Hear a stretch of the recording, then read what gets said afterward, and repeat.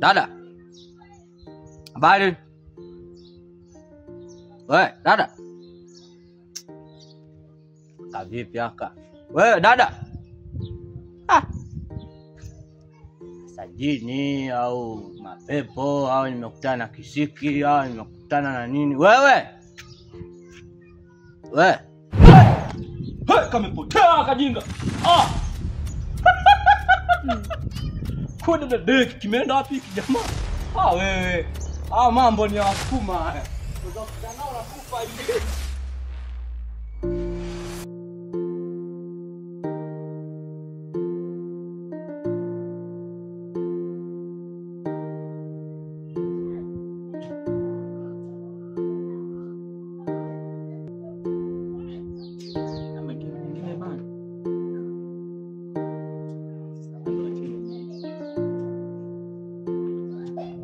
Kila anapocheza na kuvulia mimi bana.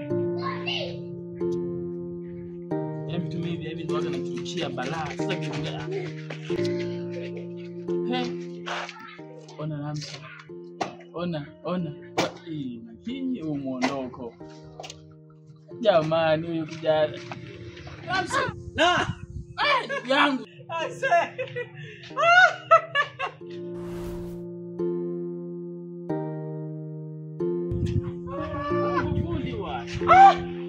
Kwanza hapa unapandaje? Niruke. Weka hapa. Salamso.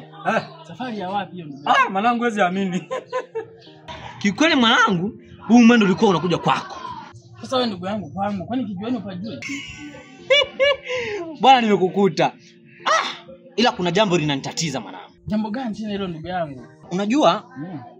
Ukweli ni kwamba katika kijiji ketu haka kashaanza kuvamiwa. Mwanangu jana sikuwa naenda kwenye ile kazi yetu jana pale. Nafika hivi njani hivi. Nakutana kabinti fulani hivi kala line mwanangu kamekaa pale hivi mwanangu. Mwanangu kamegadi. Sasa mwanangu nimepata bingo. Sasa kwenye bingo hapo ikibidi nikafuate sasa. Ile mwanangu nakwenda kugusa kakayuka. Mwanangu niliruka. Nikasema hapa bila shaka hapa haya majini. Majini mimi nikashangaa. Mtau. Mwanangu mimi sielewi. Alafu mimi na mashaka. Kama sio ile demu wako kipindi kile wa Masaki kule, mimi na mashaka kabisa mwanangu. Yaani hapo mimi na mashaka. Yaani mwanangu haiwezekani. Alafu wewe uniambie tena wewe jini na mwanangu. Mwanangu mimi kipindi Nini sasa? Sikia nikwambie mwanangu, jana nilikwambia na matumbo, si ndio? Baada ya matumbo mimi nikana na nili. Ndio shida sasa wa kiume. Sasa wewe sasa wewe ukae hapo upige story bana. Kwani wewe uone nife? Wewe mwanangu wewe mimi hamna bwana mwanangu. Wewe mwanangu sio. Wewe. Hapa chukua wewe. Na tu mtu ananiambia tu sioni nini sasa sioni nini. Wewe Lamso. Surudi ndugu yangu basi umalizie story yako. Haina noma, utanikuta tu na mimi mshenzi wewe. Story zenye hata hazieleweki si jini bongo. Hii katoro hii ikawa na majini tangu lini?